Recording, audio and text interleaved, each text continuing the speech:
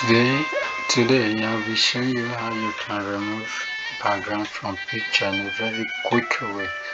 What you need to do is you can click and drag the picture to this your workspace, or you click on the file, click on file on your menu bar, you select place embedded. So you locate where the picture is. Once you select the picture, you place or you double click to place it.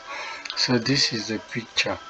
So you can adjust the size of the picture here.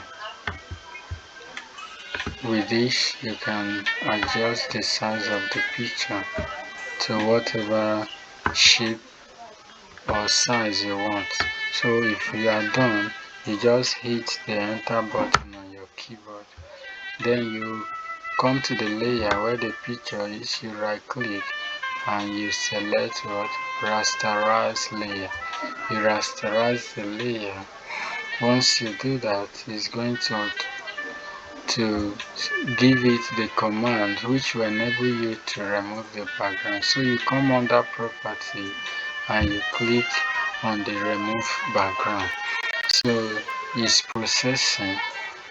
You see, it has automatically removed the background for this picture for us. Wow, what a fast way.